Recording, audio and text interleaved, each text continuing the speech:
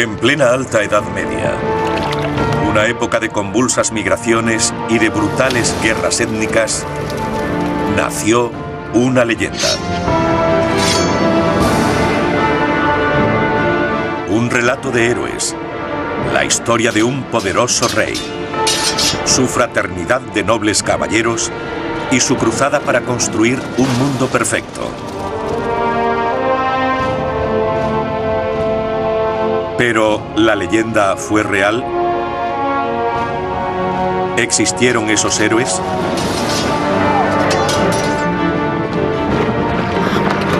Acompáñenos a través de la historia y el mito en la búsqueda del caudillo perdido que recordamos como Rey Arturo. La leyenda del Rey Arturo.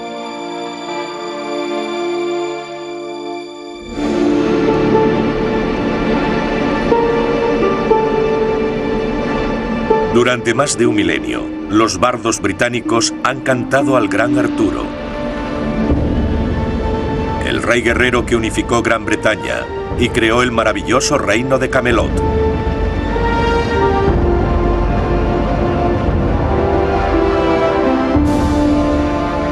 El rey Arturo y sus caballeros de la Mesa Redonda encarnaron los altos ideales de la caballería. Héroes dispuestos a sacrificar sus vidas por honor o por amor. Y por su país.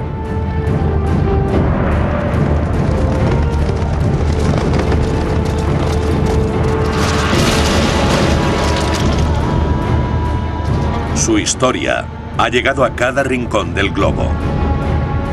Arturo es el rey ideal, el símbolo de la monarquía, el símbolo del rey que intentó hacer el bien, que con todo en contra luchó para crear una sociedad utópica, para crear Camelot en una época de violencia. Como las antiguas leyendas de Grecia o Roma, la historia de Camelot se ha ido forjando a lo largo de los siglos. En este entorno de mito, ¿existió realmente un Arturo histórico y real? Arturo es un misterio porque tiene cuestiones que nos atraen. Hay suficientes pruebas que nos hacen pensar que hubo algo de cierto. El problema es que el nombre de Arturo nunca existió. Eso no significa que no hubiera un personaje detrás de la mitología. Algo ocurrió a finales del siglo V y principios del VI. Pero ha quedado enterrado bajo el halo de la ficción romántica.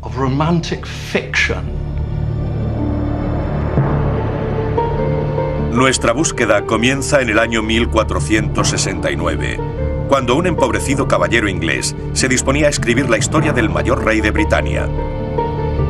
Se llamaba Sir Thomas Malory. Su libro, Le Mort d'Arthur, consagraría para siempre la historia del rey Arturo. El relato de Malory comienza con una Britania dividida y sin líder. Los príncipes rivales están al borde de la guerra civil. Todos reclaman la corona del último rey, Uther Pendragon. Para resolver el conflicto, los príncipes se someten a una prueba mística. Todos tendrán la oportunidad de extraer la espada del rey. Uno tras otro lo intentan, pero todos fallan. Entonces, un joven se acerca a la espada. Ninguno sabe, y él mucho menos, que es el hijo y heredero del rey. Era el rey Arturo. No conoció a su padre ni a su madre. Arturo nació del obstinado deseo de un hombre que quería a una mujer que no podía tener. Al padre de Arturo, el rey Uther, le consumía la pasión por Igraine, esposa de otro poderoso príncipe britano. Para engañar a la esposa de su rival, el rey Uther hizo un pacto con el mago Merlín. Merlín transformó al rey para darle el aspecto del esposo de Igraine. Uther pudo así yacer con Igraine. Su hijo, concebido en adulterio y engaño, fue entregado a Merlín. El rey Uther moriría en los violentos conflictos posteriores, pero su heredero sobreviviría, hasta que un día pudo hacerse con una espada y con su destino.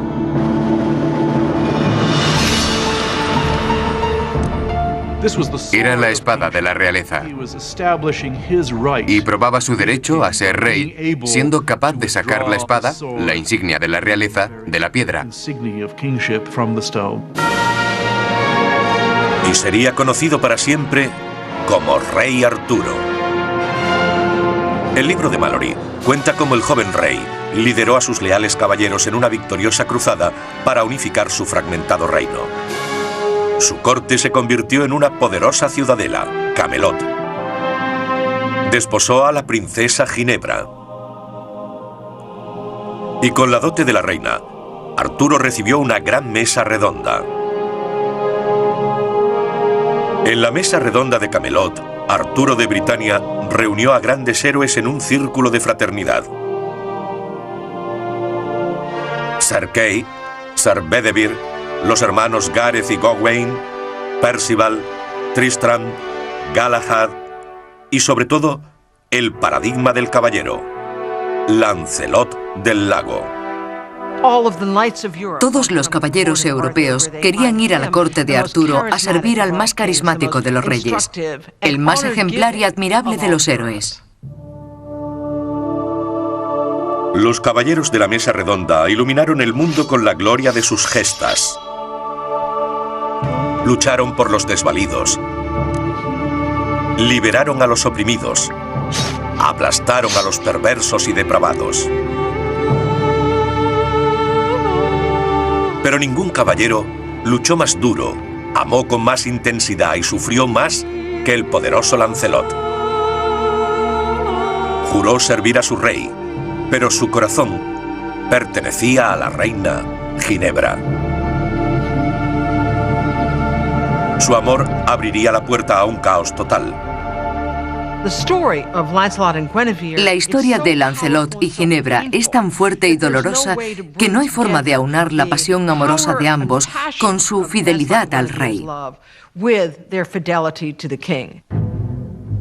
Según la leyenda, la lujuria también había consumido al propio rey. De joven, Arturo mantuvo relaciones con la mujer de otro hombre, Lady Morgana. Pero su pecado superó el simple adulterio, porque Morgana era su hermanastra. De su incestuosa unión nacería un hijo, el traidor Mordred. Con el tiempo, sus malvados planes destruirían a Arturo y su reino. Según el libro de Malory, el fin de Camelot comienza una trágica noche cuando Ginebra y Lancelot caen por fin víctimas de su pasión. Mordred les tiende una trampa. El gran héroe de Camelot debe luchar contra sus amigos caballeros para escapar con vida.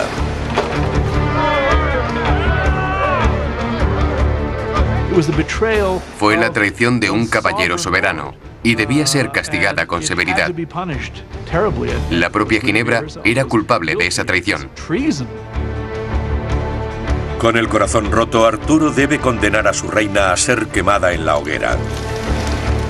La víspera de la ejecución, un hombre acude a salvar a Ginebra: Lancelot. El rescate de la reina rompe la hermandad de la mesa redonda.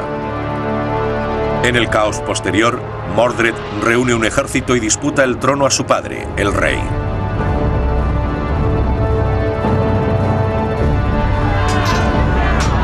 Una terrible batalla devora a los héroes de Britania. Los grandes caballeros de la mesa redonda mueren.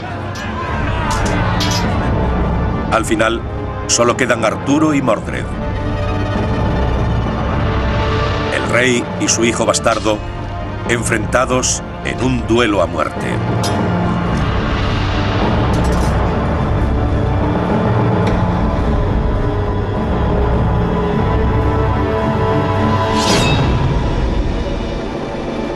Fatalmente herido, el cuerpo de Arturo es transportado espiritualmente por mar.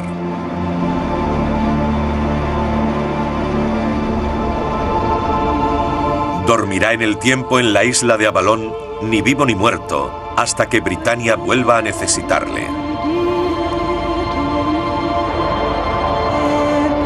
Así termina la leyenda de Arturo, contada por Sir Thomas Malory a finales del siglo XV. El libro de Malory no es un cuento de hadas. Está basado en una historia milenaria que se remonta a la Britannia del siglo V. Pero los primeros documentos sobre Arturo no le llamaban rey. Y hasta los siglos XII y XIII estas historias no hacían mención de ninguna mesa redonda o de Camelot.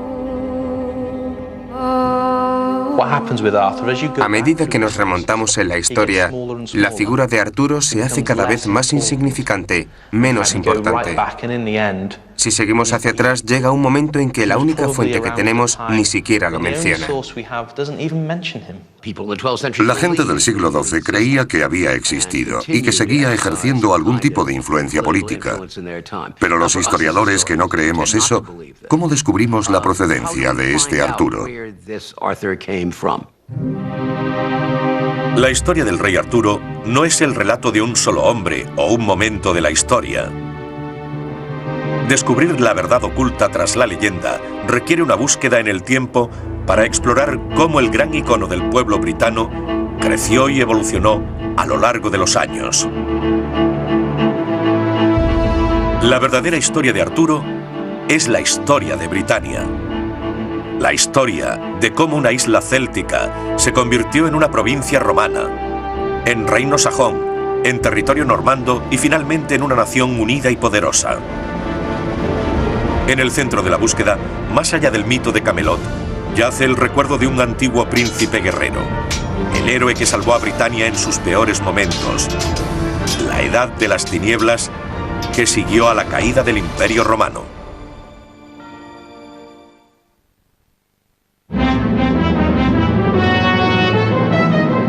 Mucho antes de que Sir Thomas Malory describiera a Arturo como rey de Camelot, los bardos de Britannia cantaban a un poderoso caudillo llamado Arturo.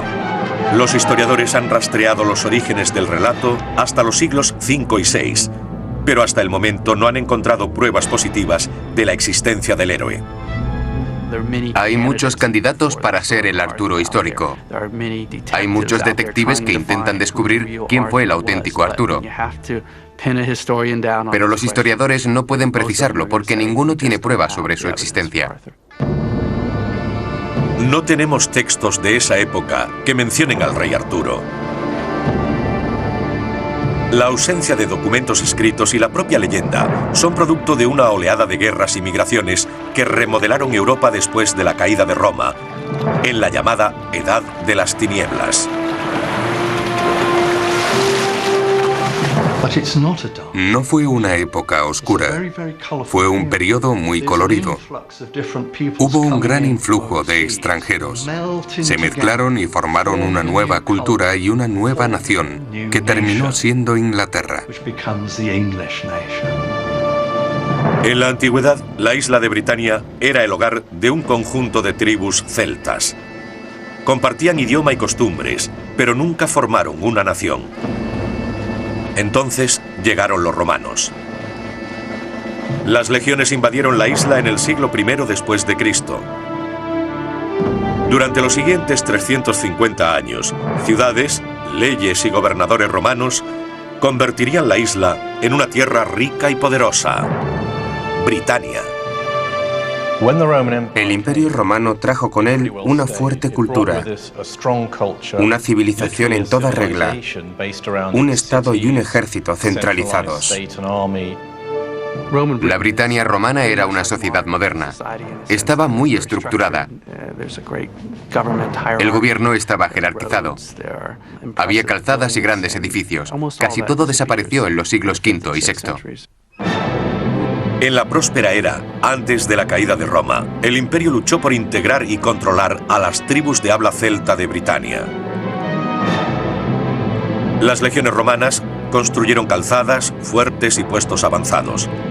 En la frontera septentrional erigieron el Muro de Adriano, una muralla de piedra de 120 kilómetros para contener a las tribus bárbaras hostiles, los pictos. Como en todas las colonias romanas, los nativos britanos tenían prohibido llevar armas. Para mantener la ley y el orden, los legionarios de tierras lejanas como Arabia, Galia y Europa Oriental eran enviados a guarnecer las fortalezas de Britania. El nombre Arturo se oye por primera vez en el grito de batalla de la caballería romana en el Muro de Adriano.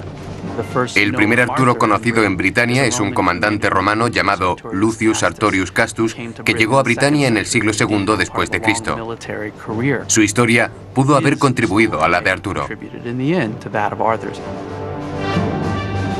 Ciudadano romano de lo que ahora son los Balcanes, Lucius Artorius Castus estaba al mando de una guarnición de la caballería sármata, jinetes de las orillas del Mar Negro.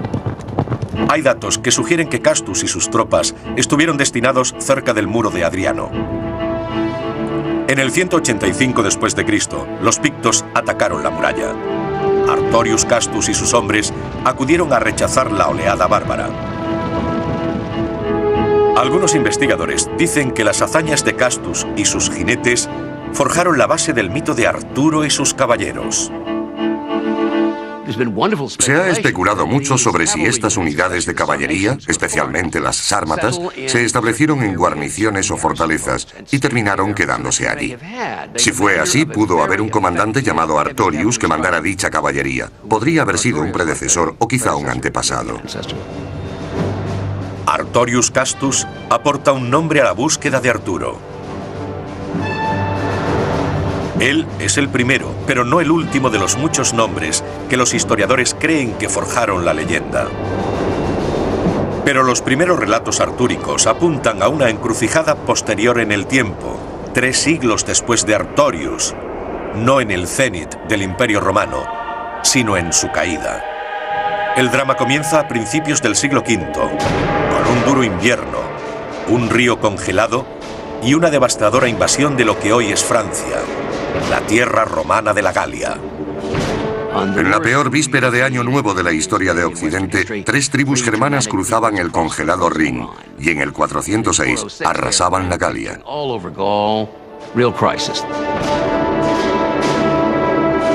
Cuando las tribus de habla germana del este, los vándalos y sus aliados atacaban la Galia, las últimas legiones romanas en Britania huían de la isla para unirse a la batalla. El dominio romano en Britania había terminado para siempre. Siglos de orden y prosperidad estaban al borde del caos.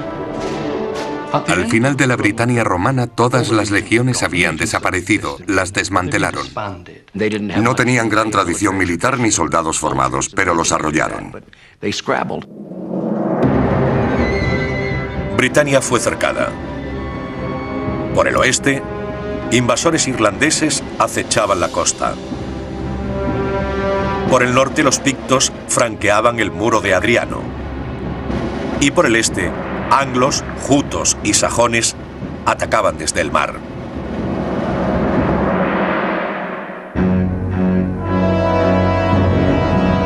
La historia de lo ocurrido quedó registrada en uno de los escasos documentos que se conservan de la época. Un apasionado sermón escrito por un airado clérigo británico, Gildas el Sabio. No se habían ido todavía los romanos cuando pictos y escoceses, como gusanos, salieron de sus agujeros con el calor del mediodía. Pero la historia de Gildas deja suelto un elemento crucial. Gildas no menciona a ningún Arturo. No existe en sus textos. Gildas aporta la historia de un país que suspiraba por un héroe. Britania, sitiada por los bárbaros y dividida por la guerra civil. Cuando Roma abandonó Britania, la provincia se fracturó en zonas tribales, escindiéndose en un mosaico de principados enfrentados. Según Gildas, Los nuevos señores feudales de Britania eran una plaga tan corrupta como los atacantes bárbaros. Britania tiene reyes, pero son tiranos. Tiene jueces, pero ni uno honrado, siempre explotando al inocente. Un tirano solía ser un usurpador que se hacía con el poder. Cuando la autoridad romana desapareció, los tiranos se dedicaron a ampliar ese poder tomando ciudades, regiones e incluso provincias.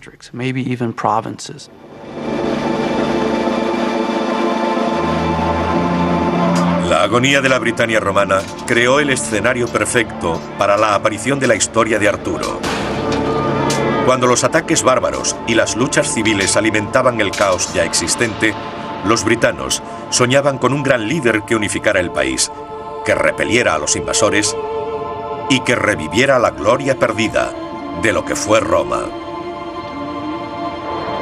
Pero antes de que apareciera la figura de Arturo, Britania tuvo que soportar al peor de los reyes, un hombre que en vez de combatir a los invasores, les invitó a quedarse. Un tirano taimado e intrigante, el rey Vortigern.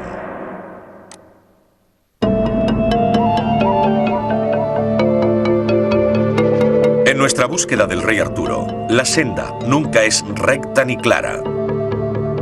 Su rastro no nos lleva a un héroe, sino a un traidor.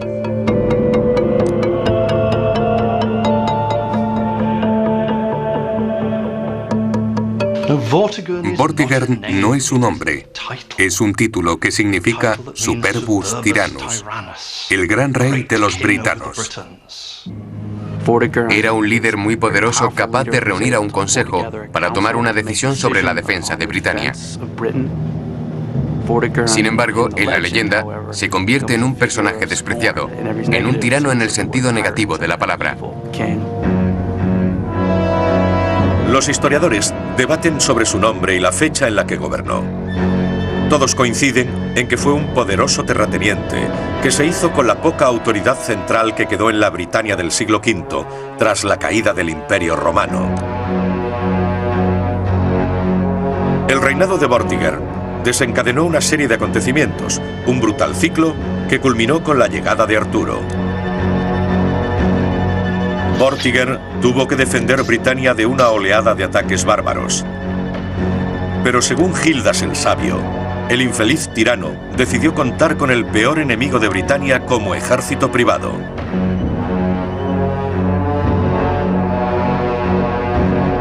Vortigern selló el destino de Britania invitando a los sajones, una raza odiosa para Dios y los hombres, a repeler las invasiones de los pueblos del norte.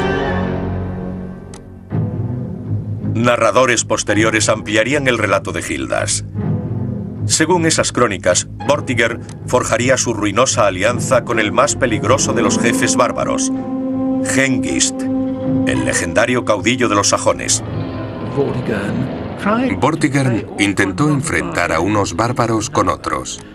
Pactó con los sajones y les regaló tierras, a condición de que lucharan con otros bárbaros. El pacto de Vortigern con Hengist haría que los sajones se apoderaran para siempre de las ricas y fértiles tierras inglesas.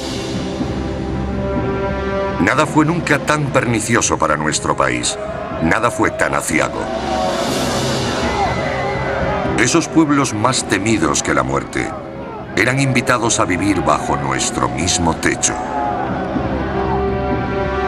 Jutos, anglos y sajones llegaron de las tierras bajas, Dinamarca y Alemania en la actualidad. La arqueología sugiere que los bárbaros no llegaron en una invasión imprevista, sino en una migración lenta y constante. El pueblo sajón que llegó a Britania en el siglo V lo hizo porque sus propias tierras se estaban inundando. La plataforma continental se estaba desplazando y en la Europa septentrional se hundía. Los sajones y los frisios que vivían en tierras muy bajas estaban ahora en terrenos más húmedos y más inundados.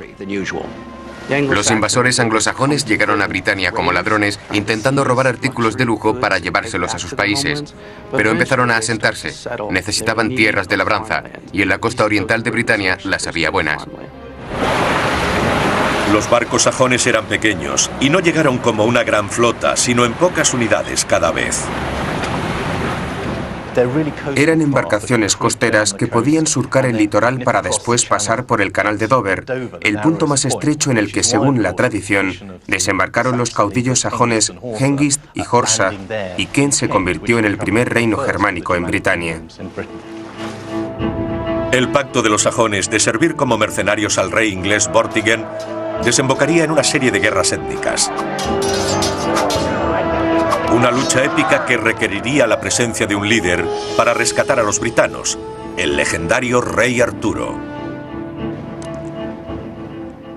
Pero el tirano Vortigern está a caballo entre dos mundos diferentes: la historia documentada y el reino de fantasía del mito artúrico. La búsqueda de Arturo se mueve por esta imprecisa frontera entre la realidad y la ficción. A principios de la Edad Media, había pocos historiadores que pensaran en la verdad histórica y narrativa como nosotros. Eran más sofisticados de lo que pensamos. Pero discernir entre realidad y ficción no era algo que les preocupara demasiado.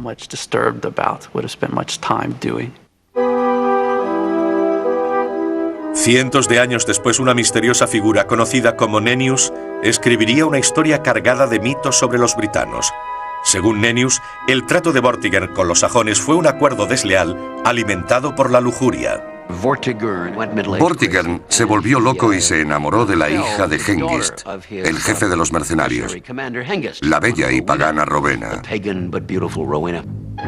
El relato de Nennius afirma que el caudillo sajón Hengist vendió a su hija a Vortigern por el precio del reino inglés. Vortigern estaba enamorado de la bella dama. Hengist pidió por su hija la provincia de Kent. La doncella fue entregada al rey, que yació con ella y la hizo suya.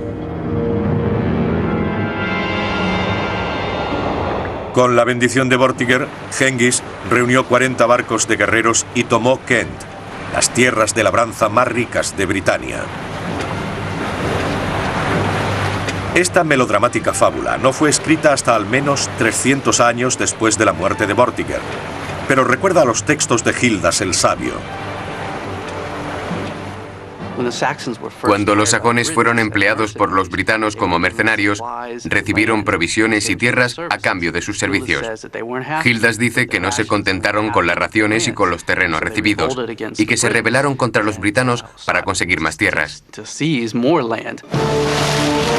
Los britanos se veían obligados a dejar sus tierras a medida que los sajones extendían sus asentamientos.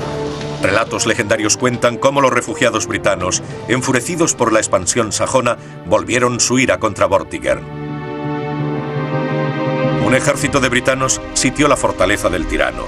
Algunos relatos afirman que le prendieron fuego, pero según Nennius, el castigo llegó de las alturas. El fuego cayó bruscamente del cielo y quemó el castillo. Vortigern pereció de forma miserable. Ese fue el final de este desgraciado rey. Otros afirman que el fiero asedio que terminó con Vortigern no fue obra de Dios, sino del último romano que ostentó el poder en Britania. Un héroe que unió a los britanos y expulsó a los sajones. Ambrosius Aurelianus, un hombre que pudo ser el modelo histórico del legendario rey Arturo.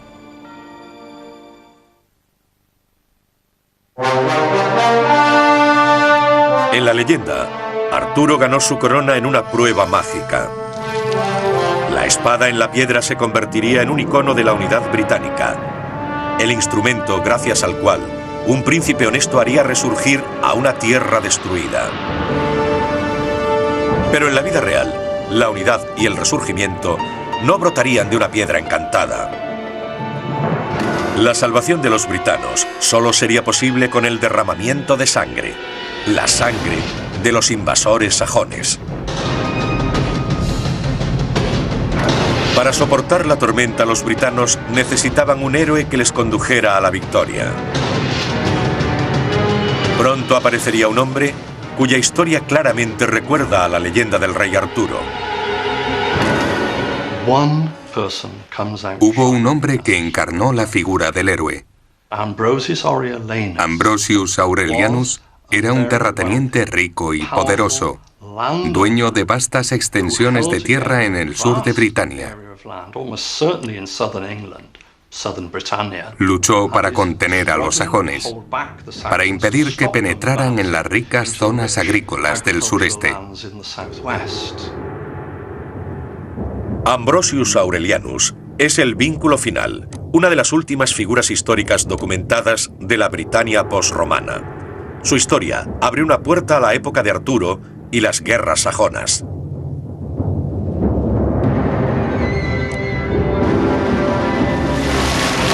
Hasta mediados del siglo V, el asentamiento anglosajón estuvo confinado a emplazamientos en la costa. Pero estos pequeños enclaves ampliaron sus fronteras al recibir a más colonos. A principios del siglo VI, las tribus germánicas eran dueñas de vastos territorios en toda la isla.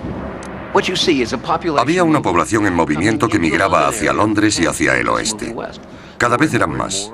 En el 449, el umbral de la germanización de la Baja Britania había alcanzado tal grado que la toma del poder se hizo inevitable. Los caudillos británicos, los llamados tiranos, no suponían una amenaza. En vez de unirse para luchar contra los sajones, los príncipes rivales se enfrentaron unos a otros. Los británicos solo podían soñar con un héroe que llegara en su defensa. El pueblo veía cómo era atacado por los germánicos. Veía la división existente en lo que había sido una provincia unida. Querían un héroe. Necesitaban luchar juntos. Si no se unían, caerían por separado. Divididos, los britanos cayeron en manos de sus enemigos. Gildas el Sabio registró la brutalidad de la expansión en el apogeo de las guerras sajonas. En medio de las calles yacen altas torres desmoronadas en el suelo, piedras de murallas, altares sagrados, fragmentos de cuerpos humanos cubiertos de sangre coagulada.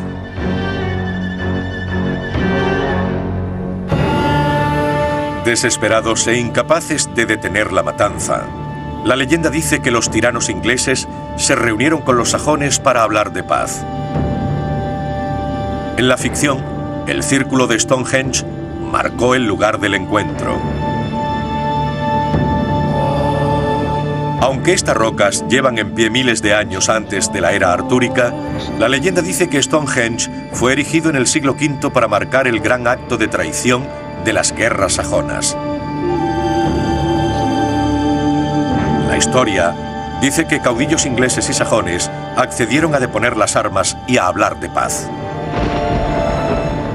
Todos accedieron a acudir desarmados, pero los sajones aprovecharon la ocasión para matar a los caudillos britanos. A una señal de su líder, los sajones sacaron sus dagas y atacaron a los britanos. Cayendo sobre los príncipes, los sajones asesinaron a un total de 460 varones y cónsules. Según un autor medieval, los britanos erigieron un anillo de piedras gigantes en memoria del baño de sangre, la masacre de los ancianos. Esta incorporación de Stonehenge a la historia proviene de un clérigo del siglo XII, Godofredo de Monmouth, el escritor que más contribuyó a crear el mito del rey Arturo.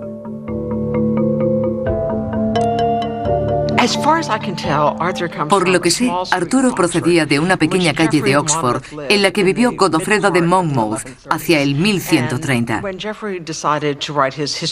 Cuando Godofredo decidió escribir su Historia de los Reyes de Britania, cogió elementos reales y relatos orales y los mezcló, dando lugar al Arturo de ficción que todos conocemos y que centra el interés de los historiadores.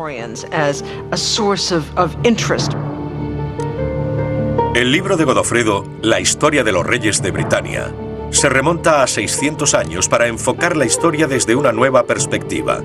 Antes de Godofredo, Arturo era un oscuro guerrero de la Alta Edad Media. Después de Godofredo, un monarca modelo.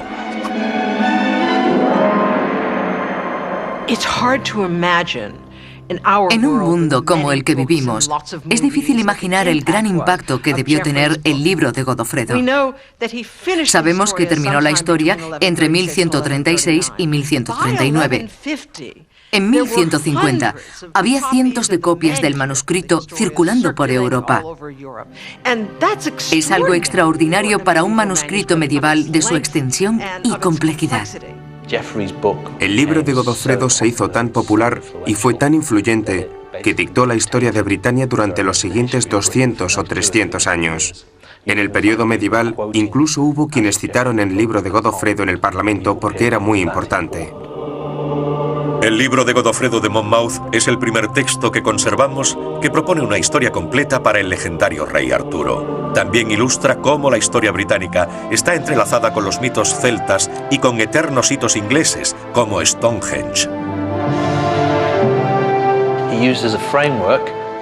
Usó la obra de Gildas como base, pero a partir de ahí, eligió lo que necesitaba para la suya y rechazó lo que le resultaba inservible.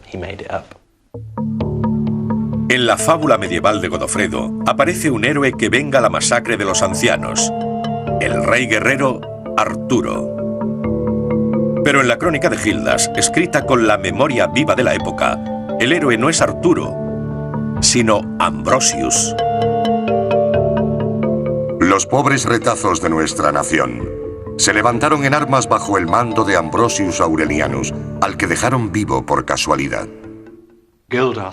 Gildas se refiere a Ambrosius Aurelianus como el último de los romanos en Britania, cuya familia llevaba la púrpura. Es decir, que eran de alto rango. Era un caudillo militar. Puede que fuera el precursor de Arturo o alguien en torno al cual se construyó la leyenda. No sabemos mucho de él, pero sí que fue un líder importante de finales del siglo V. Algunos especialistas actuales creen que, como el último de los romanos, Ambrosius pudo haberse aprovechado de los viejos fuertes, calzadas y tácticas romanas para forjar una nueva tradición militar. El legado de este heroico jefe alcanzó tales cotas que su nombre está presente en todo el país. Hoy existen en Gran Bretaña lugares como Ambrosden, Amberley o Amesbury que parecen estar directamente relacionados con el nombre de Ambrosius. Algunos afirman que en su día pudieron ser emplazamientos militares. Ambrosius pudo usarlos para levantar una frontera ante la oleada de pueblos germánicos. Gildas registra la reunificación de los britanos bajo el mando de Ambrosius y la forma en que empezaron a tener victorias sobre los sajones. Gildas nos habla de la historia de un héroe que logró vencer a los sajones, mientras que Ambrosius es un antepasado, un aliado o un patrocinador de alguien a quien conocemos como Arturo, o simplemente otro nombre para la persona que conocemos como Arturo. Pero si Ambrosius es Arturo, su carrera se extendería desde la legendaria masacre de los ancianos en el siglo V hasta la batalla final de Arturo en el siglo VI, casi 100 años. Ambrosius no pudo vivir tanto tiempo para conseguir la paz. Habría muerto antes. Puede que estemos hablando de dos personas, Ambrosius el viejo y el joven. Sería una dinastía. En la mítica fábula de Godofredo de Monmouth, Ambrosius y Arturo proceden incluso del mismo árbol genealógico. Godofredo dice que Ambrosius es hermano de Uther Pendragon, el padre mítico de Arturo. En algún momento de principios del siglo VI, el poder de Ambrosius tuvo que pasar a un hombre más joven. Nos falta un personaje, posiblemente el que mantuvo el estandarte. Él transfirió su título a su heredero, y el heredero continuaría la lucha durante la siguiente generación. ¿Sería nuestro misterioso Arturo el heredero de Ambrosius Aurelianus? No puedo afirmarlo, pero hay una posibilidad de que sea así. Puede que nunca conozcamos su verdadero nombre, o si un hombre dio lugar al mito, pero sabemos dónde confluyen la leyenda de Arturo y la historia de Britania. El momento decisivo de las guerras sajonas, la batalla de Badon Hill.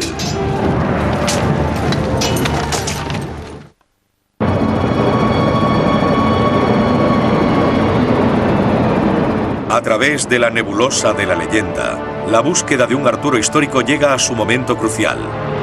Una batalla decisiva entre britanos nativos y sajones. Un enfrentamiento que forjaría el destino de Gran Bretaña en los años venideros y que generaría la leyenda del rey Arturo. La batalla de Badon Hill. La figura de Arturo está asociada con este periodo, y la mayoría de la gente lo sitúa a mediados de esta época, sobre el año 500. Nosotros también lo hacemos, porque creemos que es entonces cuando se libró la batalla de Badon Hill. Siempre que nos adentramos en el pasado artúrico e intentamos reconstruir las bases en las que encontraríamos a un Arturo histórico, llegamos a la historia de Badon Hill. A principios del siglo VI, en plena era artúrica, la agresiva expansión sajona amenazaba con engullir toda la isla. La arqueología, la historia y la leyenda coinciden en que alrededor del año 500 algo cambió el curso de los acontecimientos. Los datos coetáneos hablan de una monumental batalla, Badon Hill. La leyenda dice que fue el momento en que los britanos pasaron a la ofensiva contra los sajones. Los sajones de los que estamos hablando eran probablemente una población militarizada, pequeños grupos de soldados bien entrenados, no oleadas de invasores. Había que enfrentarlos a otra fuerza igualmente bien equipada y militarizada, y para vencerlos había que derrotarlos en una serie de combates. La tradición afirma que los britanos se unieron al fin bajo el estandarte de un caudillo invencible. En aquellos días los reyes de Britania lucharon contra los sajones, pero el propio Arturo fue el líder de las batallas, de Dux Bellorum. En la crónica de Nennius, Arturo aparece primero como jefe supremo de los britanos. Escrita cientos de años después, Nennius incluye 12 batallas legendarias libradas supuestamente por el poderoso Arturo. La 9ª batalla se libró en la ciudad de la Legión, la 10ª a la orilla del río. La 12ª fue una de las más crudas, cuando Arturo penetró en la colina de Badon. La leyenda describe a los invasores la víspera de la batalla de Badon como un poderoso ejército luchando en territorio britano. Badon Hill sería la batalla final. Si ganaban los sajones, los britanos estarían condenados y los invasores tomarían la isla. Según los textos, fueron 3 días de feroz combate. Los guerreros anglosajones lucharon principalmente a pie, lo que proporcionó a los britanos una ventaja crucial: la caballería. Desde la época de los romanos, la caballería había sido decisiva en la lucha por el control de Britania. A caballo, los guerreros podían superar a los soldados a pie. La caballería podía controlar el tiempo, el lugar y el ritmo del conflicto. En los flancos de Badon Hill, los sajones se enfrentaron a un formidable enemigo.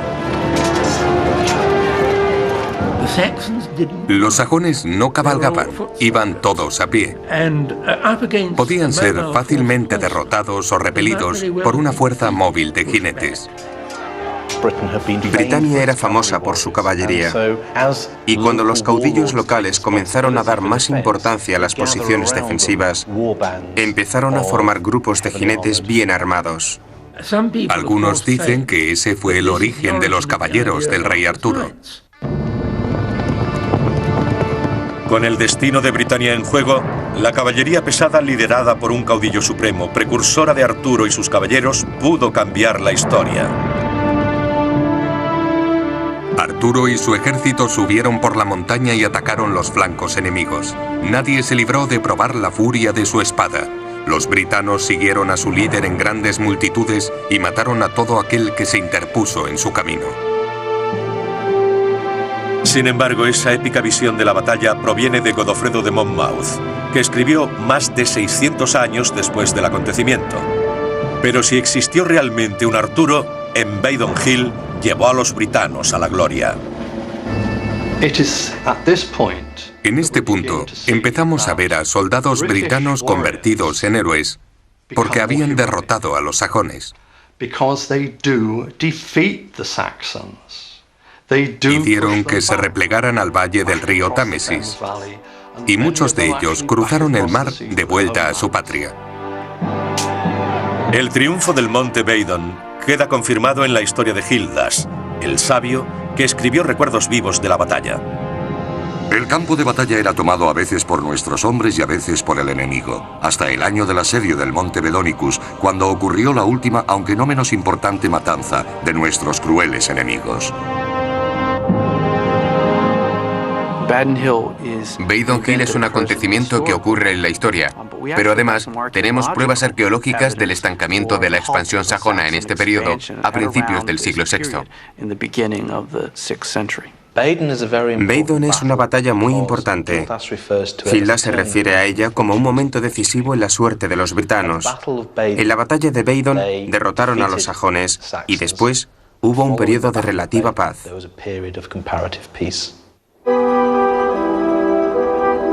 En el paisaje británico hay signos de que a principios del siglo VI, los britanos disfrutaron de una generación de prosperidad y seguridad. Hay pruebas arqueológicas e históricas de que los invasores germánicos vivieron allí a mediados del siglo VI. La frontera estaba consolidada en la parte sur del país. La arqueología ha revelado pruebas que confirmarían la historia, que hubo una frontera y también milicias ecuestres que recorrieron el sur de Inglaterra.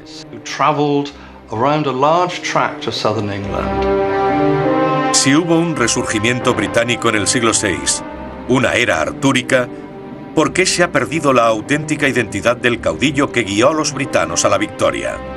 Una teoría apunta al propio nombre de Arturo, a los estandartes y títulos de los que hacían alarde los grandes guerreros. Arturo es un nombre que proviene de un título, no un nombre en sí mismo. Hay muchos títulos nobiliarios que empiezan por Art en los textos antiguos. Tenían que ver con un oso. Hubo algún personaje en la historia cuyo estandarte fue un oso y era conocido por eso. De Arth, la palabra céltica para oso, a Arturo, el rey, la leyenda pudo haber evolucionado a partir del recuerdo de un hombre que ni siquiera se llamaba Arturo.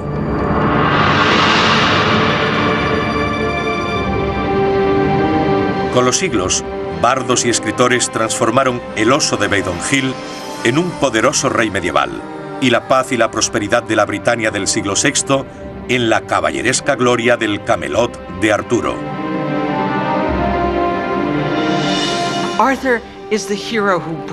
Arturo es el héroe que aúna la historia antigua con la caballerosidad moderna. Y son las dos cosas las que han marcado el legado literario de Arturo.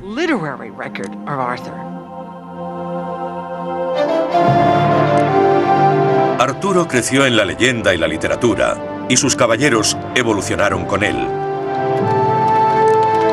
La imagen de sus armas, sus nombres, sus armaduras, reflejan la política y la tecnología de los tiempos cambiantes. En el siglo XII, los relatos de Arturo daban forma a la vida cotidiana en las cortes europeas.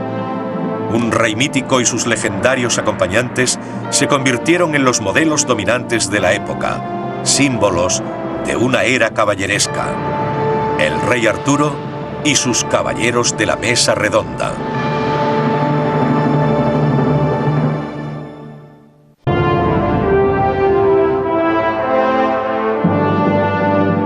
A principios del siglo VI, los britanos celebraban una victoria histórica. Habían luchado con los sajones en Weidon y los habían arrollado.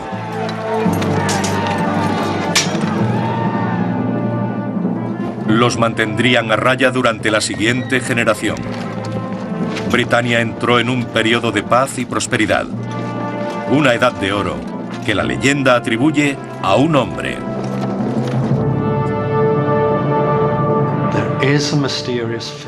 Es una figura misteriosa que logra la estabilidad en Britania y que mantiene la paz durante una generación. En la oscuridad de la época aparecía una luz. La leyenda dice que aquel gran líder terminó siendo rey y fundó una comunidad ideal, Camelot, con su mesa redonda. Sirvió como modelo de gobierno benigno y bien estructurado. Con el tiempo, el héroe de Weidon Hill adquirió el legendario nombre de Arturo. Pero la historia escrita de este periodo no menciona las glorias de Camelot, la fraternidad de la mesa redonda, ni el amor de Lancelot y Ginebra, cautivadoras piedras de toque del mito artúrico. El Arturo que siempre nos ha fascinado es el que encontramos en la literatura. El que vive en un mundo de utopía, al que asociamos con la mesa redonda, con la pompa de la corte y lo caballeresco. No con una figura artúrica que pudo vivir en una choza en el siglo VI. ¿Cómo pasamos de un guerrero terrenal a las glorias etéreas de la leyenda? A través del mito.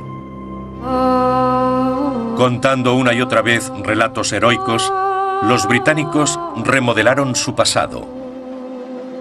Este viaje al mito comenzó cuando los caudillos de la Alta Edad Media britana desaprovecharon la oportunidad de conservar su patria. Los mismos britanos eran sus peores enemigos porque luchaban entre ellos. Cualquier posición defensiva contra los ánimos expansionistas de los reinos anglosajones estaba condenada a muerte. Y ese sentimiento de condenación estaba muy arraigado en la tradición artúrica. Gildas cuenta que después hubo una generación de paz en Britania. Fuera Arturo o Ambrosius el que consiguiera la paz, solo duró una generación. A finales del siglo VI, la fuerza o el personaje que unió a los britanos y los llevó a la victoria, el espíritu de Arturo, se había perdido. Britania era una zona destrozada políticamente. Había 7 reinos sajones y 10 o 12 reinos galeses. Había multitud de unidades locales del tamaño de un condado inglés actual.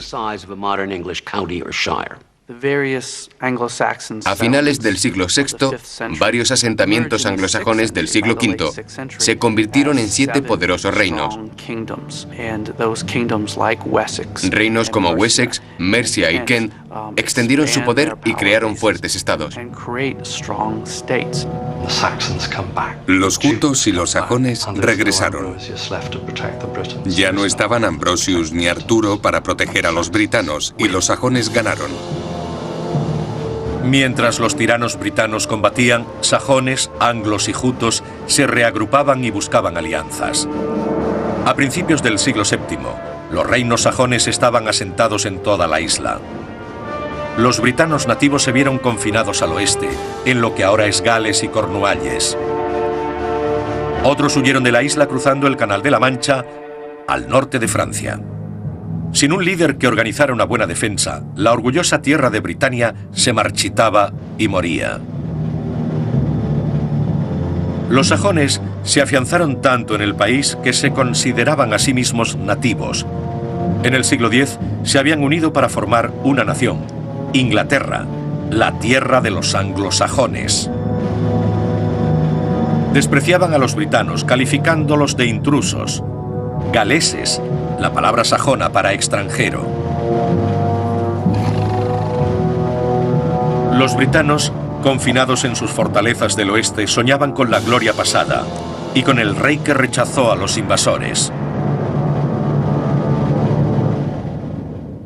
Los britanos que sobrevivieron en Gales y Cornualles, en el norte de Britania, añoraban la época en la que tenían el control de las islas. En casi todas las leyendas, esa época se manifiesta en la figura de Arturo. A medida que las generaciones transmitían la crónica de las victorias, el héroe de Badon Hill se fue convirtiendo en un guerrero invencible. Los bardos lo elogiaban y los monjes comenzaron a escribir su historia. Si nos remontamos a las primeras fuentes, a la primera parte del siglo IX, vemos que ya usaban a Arturo de forma legendaria. Arturo luchó en estas 12 batallas, resultó victorioso en todas ellas, y en una dio muerte a 960 guerreros en un día. Esa era la propaganda. Las familias nobles galesas con sueños de gloria reivindicaban el legado del héroe, remontaban sus orígenes a Arturo y ponían el nombre del rey a sus hijos. En las fuentes escritas de principios del periodo medieval, las familias aristocráticas de Britania llamaban a Arturo a sus príncipes y a los hijos de reyes. Era tradición en Gales, Escocia e incluso Irlanda. Puede que cuando la nueva generación de príncipes llamados Arturo alcanzara la mayoría de edad, sus hazañas se confundieran con la leyenda. Y Arturo terminó siendo virtualmente inmortal. Cuando un hombre es reconocido como un gran líder, se le atribuyen todas las proezas. Se supone que fue a lugares en los que nunca estuvo y que luchó en batallas que nunca libró. La historia de Arturo proyecta su sombra incluso al otro lado del mar. Los britanos que se vieron obligados a exiliarse en la costa francesa se aferraron al legado de su patria. Sus canciones sobre Arturo se fundieron con los cimientos de una nueva y poderosa tradición cultural y militar. Arturo era una figura muy importante en la colonia británica de Bretaña, donde un enorme asentamiento britano había transformado el país. Los gobernantes de Bretaña, en vez de dividirse como los celtas, cosa que hicieron en un primer momento, formaron un reino fusionado de hablantes de lengua celta, francesa y romance. Dieron lugar a una Bretaña más grande con la mitad de lo que ahora es Normandía. Fue algo importante. Pasaron los siglos. En la costa de Francia comenzó a surgir una gran fuerza militar, una mezcla de celtas y francos, hijos de caudillos vikingos y antepasados de los britanos exiliados, los normandos.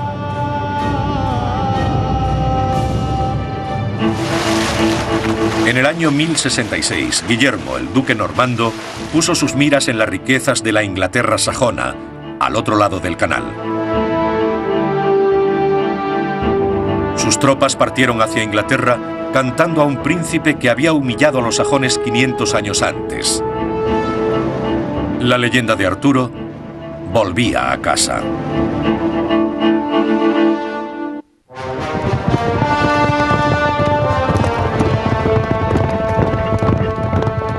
La búsqueda de Arturo, de la fuente de Camelot y la mesa redonda, nos transporta a muchos momentos y lugares. Las crónicas de Arturo surgen de sangrientas batallas como Badon Hill, de fortalezas inglesas en Gales y Cornualles, incluso del otro lado del canal, en las tierras normandas de Francia, donde los britanos en el exilio eran conocidos como bretones. Todos los mitos de diverso origen se fusionan en la historia de Arturo. Y cada escritor añade algo nuevo, modificándola de modo diferente. Bretones y britanos alimentaban recuerdos de un héroe en la distancia. Con el tiempo se convirtieron en relatos de gloria marcial de un rey llamado Arturo y sus caballeros. Arturo es un personaje importante en la literatura bretona. Durante mucho tiempo se ha defendido que toda la tradición artúrica de la Edad Media es el resultado de la poesía bretona. 5 siglos después de Badon Hill, 400 años después de que los sajones se hicieran con el poder, la historia de Arturo y la historia de Britania alcanzaban un fatídico momento: la conquista normanda. Cruzaron el Canal de la Mancha desde Francia en el año 1066. Era una poderosa invasión aliada. Guillermo el Conquistador, sus caballeros normandos y su leal flanco izquierdo, los bretones. Hicieron pedazos a los sajones y tomaron la corona de Inglaterra en una brutal campaña. La batalla de Hastings, el 14 de octubre de 1066. La unidad central fue la caballería pesada normanda y el ala izquierda, el ejército bretón mandado por un tal Arturo. Los bretones se unieron a los normandos en un acto de venganza.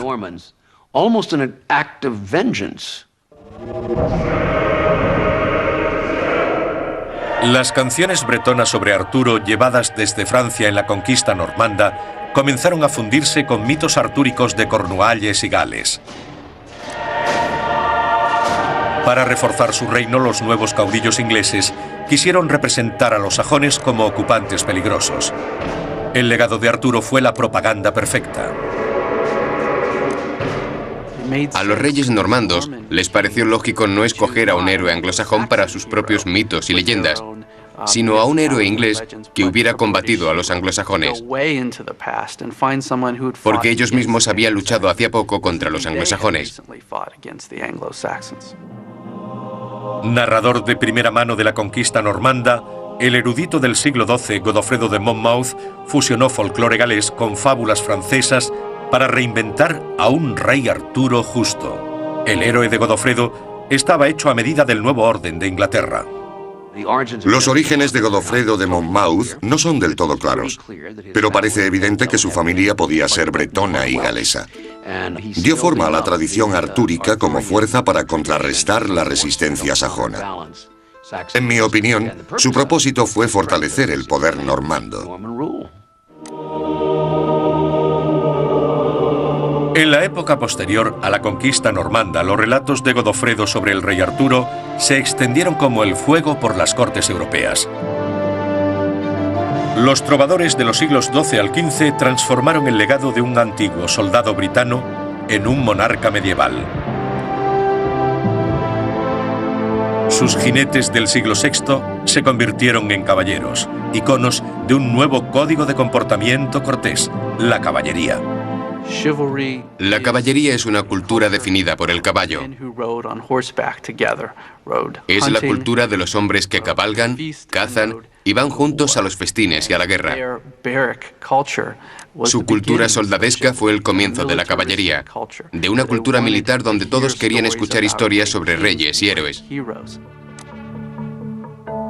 La evolución de la historia heroica de Arturo refleja siglos de cambiantes modelos sociales. La imagen de sus leales caballeros, su atuendo y su forma de luchar representan la carrera de armamentos de la Edad Media. Tanto en el siglo VI como en el XV, un soldado totalmente equipado y bien entrenado tenía que ser efectivo en primera línea de batalla. En el siglo XV, la cota de malla dio paso a elaboradas armaduras metálicas. Los caballeros con su brillante coraza, icono artúrico del mito romántico, proceden de esta era en la que el soldado a caballo pasó a ser un vehículo blindado unipersonal. Estaban especializados. Estaban entrenados desde los 7 años. A partir de esa edad, empezaban a manejar todas las armas, especialmente la espada. Aprendían a usar el escudo, a llevar lanza y escudo a caballo. Eran grandes guerreros. El entrenamiento y el combate culminaban en la aventura artúrica por excelencia. El enfrentamiento cara a cara en la justa.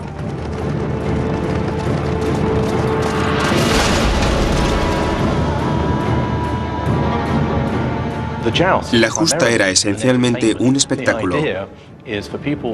La idea era que la gente viera cómo deportistas bien entrenados intentaban derribar de la montura a su adversario.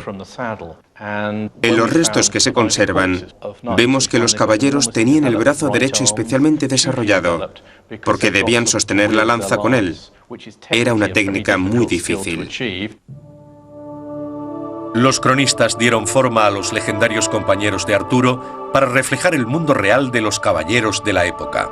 Y cuando los auténticos caballeros comenzaron a asumir los relatos sobre Arturo, la vida en la corte empezó a imitar al arte.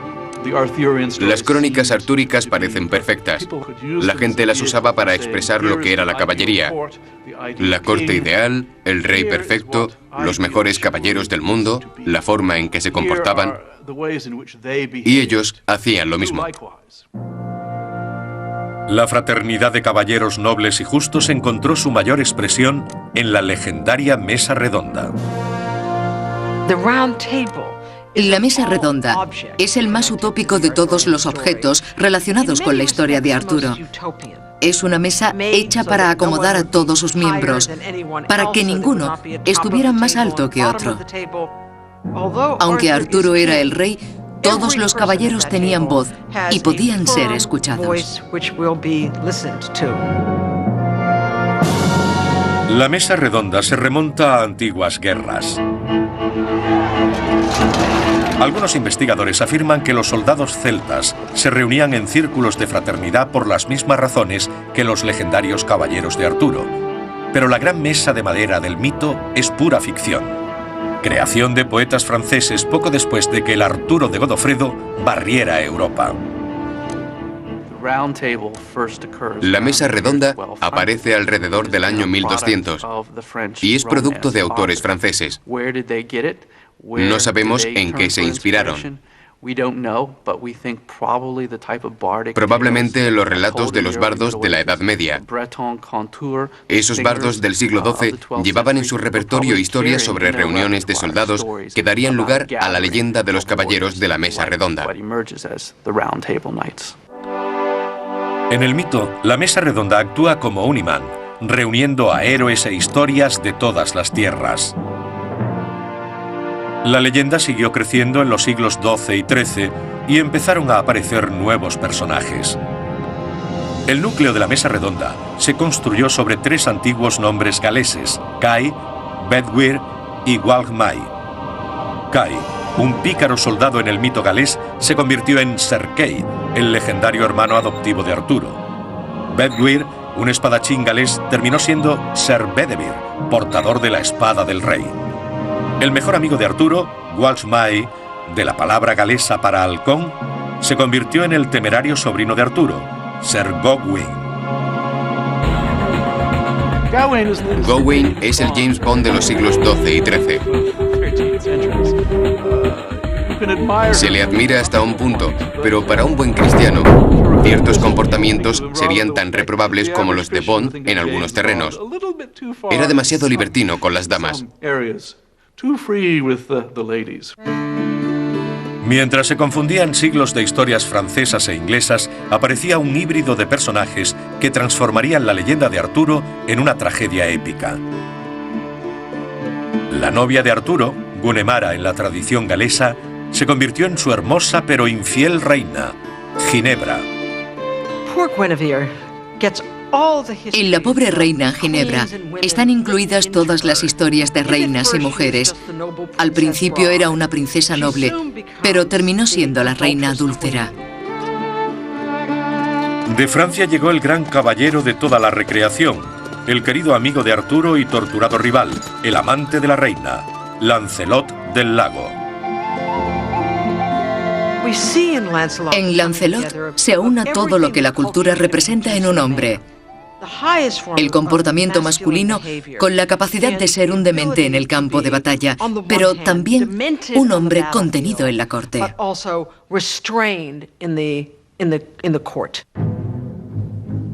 Y finalmente, Midrod o Mordred, el más complejo de los compañeros galeses de Arturo, camarada, sobrino, traidor, hijo y heredero.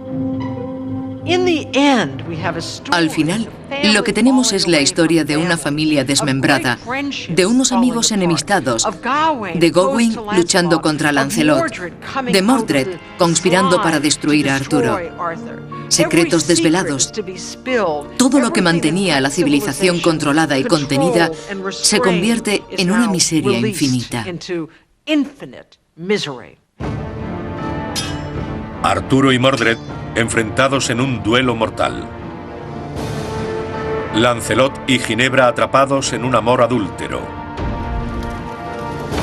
Una tragedia gótica con la mesa redonda como punto de partida y el castillo más poderoso de la cristiandad como escenario, la legendaria ciudadela de Camelot.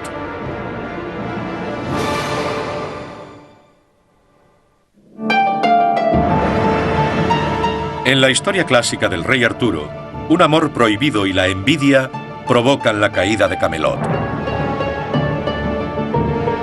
La esposa de Arturo, Ginebra, y su gran amor, Lancelot, son descubiertos. El hijo del rey, Mordred, maneja la traición de los amantes para socavar todo lo que Arturo ha construido. Este melodrama no tiene nada que ver con la implacable migración sajona y el conflicto étnico que condenó la era histórica de Arturo. Pero si no fuera por la tragedia de Camelot, pocos eruditos continuarían aún la búsqueda del auténtico rey Arturo. La gente siente fascinación por un trozo de historia, la Alta Edad Media, que quieren sacar a la luz. Que lo hagan, pero que no pretendan arrebatar a la historia de Arturo su extraordinaria capacidad literaria.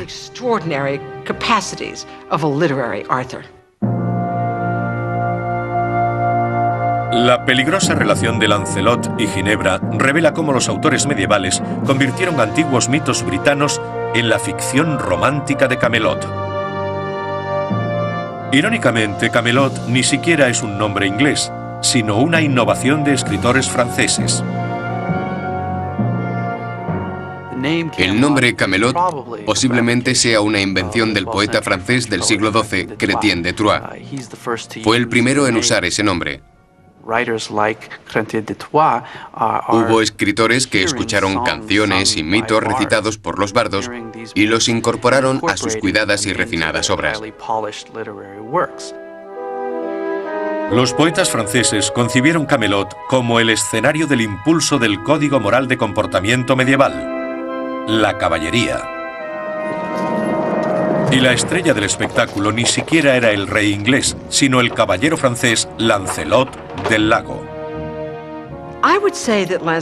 Lancelot es una creación de la cultura cortesana de la Francia del siglo XII, un personaje puramente literario. Alguien que era capaz de manejar su lanza y blandir su espada mejor que nadie. Al mismo tiempo, enamoraba a las doncellas, hacía bellos poemas y sabía cómo comportarse. Era un hombre de corte y de campo de batalla. El carácter y las hazañas de Lancelot promovían los ideales de la época. Fuerza física y valor en combate. Servicio leal al rey y a la patria. Sufrimiento y sacrificio sin esperanza alguna de provecho personal.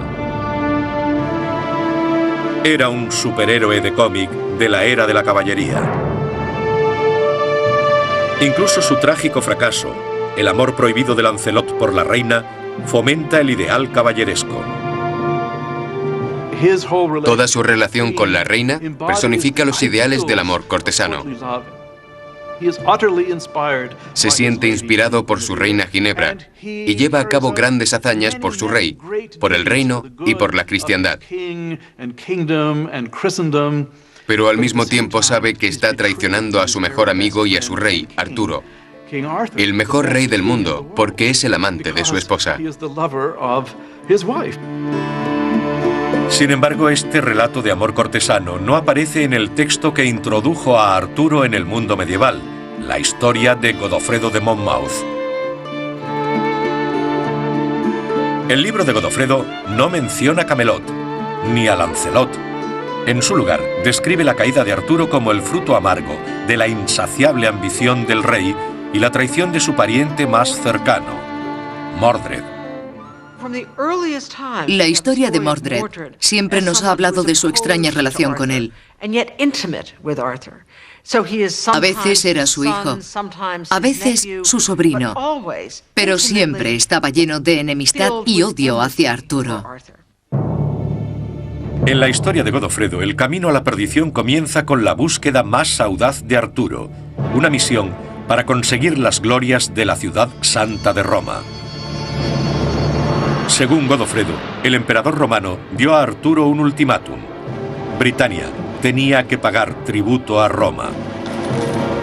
Reacio a inclinarse ante un emperador, Arturo reunió a sus ejércitos para una cruzada. Marcharemos sobre Roma y la tomaremos, y todo el oro, la plata y otras riquezas de los vencidos serán vuestras. El rey marchó a Roma, dejando atrás a Mordred como el hombre más poderoso de Britania. Pero en vez de defender el reino, Mordred hizo un pacto con los enemigos de Arturo y se apoderó del trono. En la crónica de Godofredo, esta traición provoca que Arturo regrese de Roma y desencadene la batalla final con Mordred, el conflicto que dejaría Britania en ruinas. 300 años después, Sir Thomas Malory retoma la historia. Combina relatos de poetas franceses con la crónica de Godofredo. Según Malory, la traición de Mordred no tuvo nada que ver con Roma, y sí con Lancelot y Camelot. En Mordred podemos ver al eterno segundón que creía merecer otro estatus. Está cerca, pero no lo suficiente. Para Mordred, la vida tiene que ver con los grupos de leales y los excluidos del entorno real. Mordred se aprovecha de eso para llevar la ruina a todo. Mejor destruido que de otro. El libro de Malory describe un melodrama clásico, en el que Mordred interpreta a la serpiente del jardín, al taimado informador que revela la pasión prohibida entre Lancelot y la reina. Los amantes estaban juntos. Entonces llegó Ser Mordred y gritó para que le oyera toda la corte: «Traidor, sal de la cámara de la reina». No fue un simple acto de adulterio. Socavaba los cimientos del Estado. Explica la caída del reino artúrico, a pesar de ser el estado ideal, porque tenía ese trágico defecto. El rey tuvo que condenar a su amada reina a ser quemada en la hoguera por su pecado mortal. La naturaleza heroica de Lancelot le lleva a arriesgarlo todo por salvar a Ginebra de las llamas. El rescate de la reina desencadena la guerra civil, un amargo y devastador conflicto orquestado por Mordred. La mesa redonda y Camelot estaban condenados. Los malvados planes de Mordred y la obstinada ceguera de Arturo desencadenaron la batalla final, Camlan.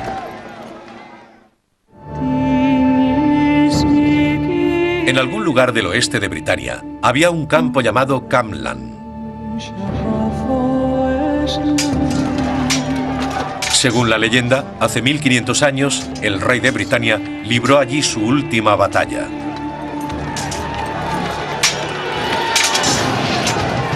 Pero a diferencia de Badon Hill, el otro momento crucial de la historia artúrica, la batalla de Camlan no deja rastro en el tiempo.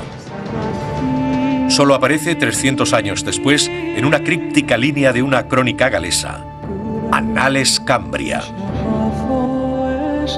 El conflicto de Camlan, en el que murieron Arturo y Mordred, provocó la devastación de Britania.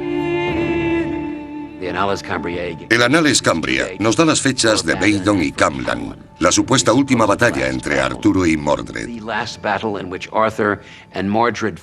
Pero el texto nos permite interpretarlos como aliados en vez de como enemigos.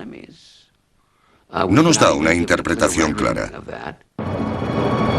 Este breve y confuso relato se convertiría con los siglos en una mítica fábula del bien y el mal.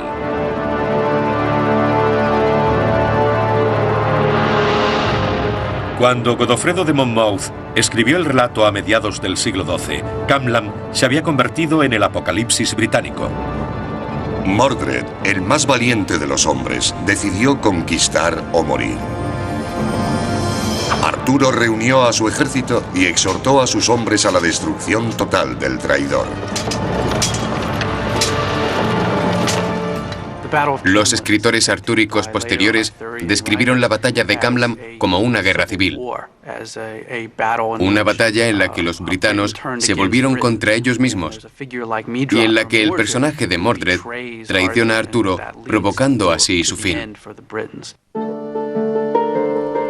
Tras 1000 años de mitos, Sir Thomas Malory consagraría la batalla como un detestable enfrentamiento entre padre e hijo.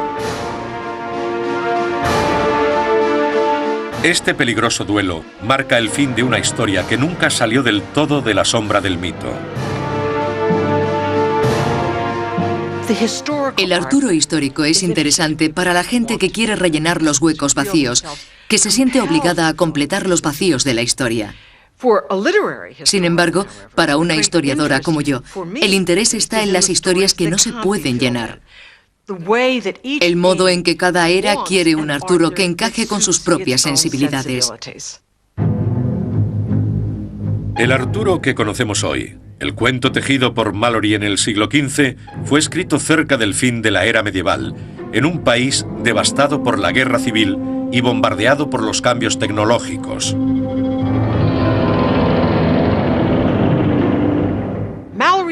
Malory escribió en una época de enormes fracturas dentro de Inglaterra, con grandes disputas de la realeza como la Guerra de las Rosas. ¿Quién iba a ser el rey de Inglaterra? El Arturo de la historia de Malory es un hombre que puede curar las heridas de un tiempo de fracturas, pero que al final es destruido por ellas.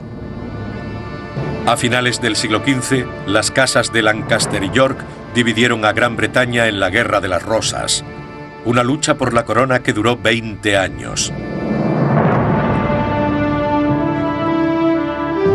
En pleno baño de sangre, Thomas Malory reunió todas las versiones del mito artúrico en un relato épico.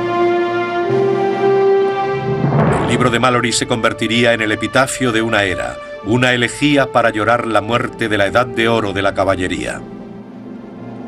Las nuevas armas habían convertido la Guerra de las Rosas en una matanza de caballeros armados.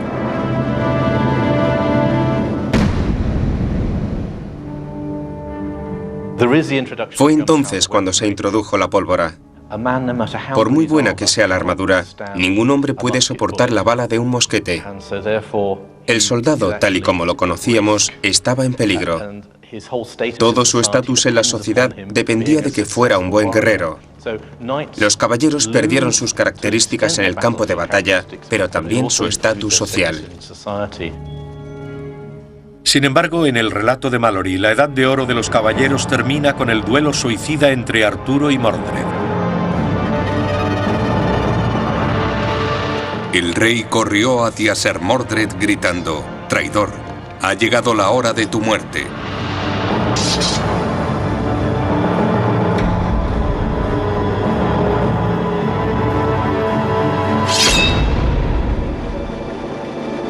Padre e hijo, rey y heredero malgastan sus vidas y el destino de una nación en una contienda familiar.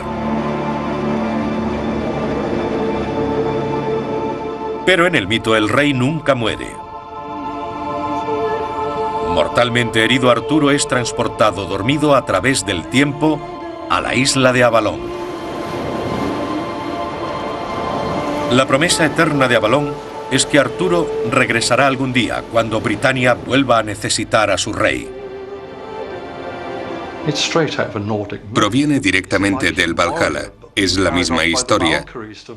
No hay que buscar la isla de Avalon frente a las costas de Britania como dicen los monjes. No tiene sentido. Es como buscar el jardín de Alá o el Valhalla. Es el paraíso. La búsqueda de Arturo, de los hechos históricos de la leyenda, se ha dilatado a lo largo de 1500 años. Después de 15 siglos, puede que el rastro se haya borrado. Pero incluso hoy se puede captar un atisbo del hombre que hay detrás del rey. La aventura más temeraria de Arturo, su misión de restablecer Roma, ha ofrecido recientemente a los historiadores una nueva y tentadora pista. Hay un rey británico bien documentado que hizo ciertas cosas atribuidas a Arturo, como llevar un ejército al continente. Vivió en el mismo periodo. En mi opinión, podría ser el Arturo original tanto como cualquier otro. Este último modelo de Arturo ha aparecido en los últimos años a partir de estudios de antiguas crónicas romanas. A finales del siglo V, representantes del imperio suplicaron a los britanos rescatarlos del ataque de los bárbaros. Un rey llamado Riotamus respondió al llamamiento de Roma. El emperador pidió ayuda a los britanos. Su rey Riotamus llegó de Britania con 12.000 hombres cruzando el mar.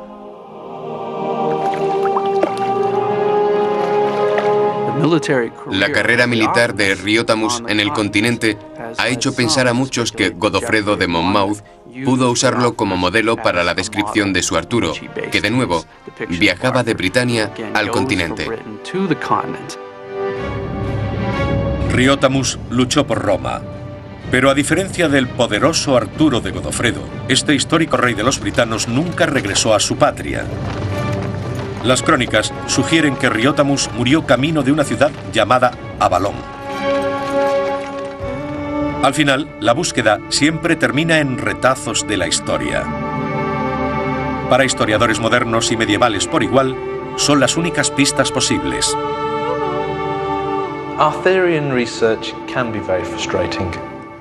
Tenemos un puñado de fuentes que no nos proporcionan suficiente información. No nos dan suficientes fechas para continuar. No estamos seguros de dónde ocurrió. Eso resulta frustrante en muchos sentidos, pero también lo hace más emocionante. Los hilos de la historia artúrica se han entrelazado a partir de innumerables fuentes, desde la tradición céltica y la gloria de Roma, pasando por las odas de la Edad Media y la llegada de los sajones, hasta los ecos de la conquista normanda y la Guerra de las Rosas.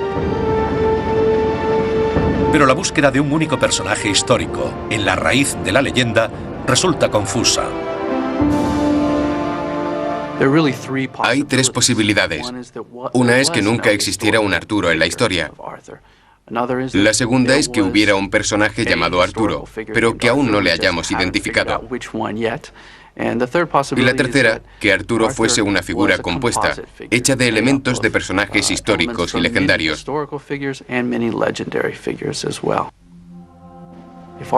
Si Arturo fue una figura compuesta, su historia provendría de los hechos de muchos personajes históricos, como Lucius Artorius Castus, el comandante romano del siglo II después de Cristo, Ambrosius Aurelianus, el líder britano del siglo V mencionado por Gildas, o Riotamus, el rey del siglo V. Todos ellos hicieron cosas atribuidas a Arturo. Al final, todos ellos pueden dar forma al verdadero Arturo. Realidad o ficción, nadie puede negar el poder de Arturo, rey de los britanos. Su leyenda propició el auge de la caballería. Su legado forjó la historia de Inglaterra. Y todo el que sueñe con un mundo justo y glorioso puede buscar la inspiración en Arturo. Sobrevivió durante siglos como un gran héroe. Cuando fue creado, los britanos necesitaban una figura como él. Estaban oprimidos. La migración sajona de los siglos V y VI les había expulsado de sus tierras. La leyenda del rey Arturo nació en esas circunstancias, pero la persona que conocemos hoy como un gran héroe mítico de ficción sigue siendo una invención. Arturo ha sido, en efecto, una de las grandes novelas de ficción jamás escritas. Historiadores y arqueólogos puede que busquen un verdadero Arturo, pero la leyenda ha ido mucho más allá de las gestas de un solo hombre. En la historia perdida de Britania, muchos reyes lucharon y murieron por la tierra y el poder. Solo unos cuantos serían recordados. Quizá todos ellos estén personificados en la búsqueda del rey Arturo.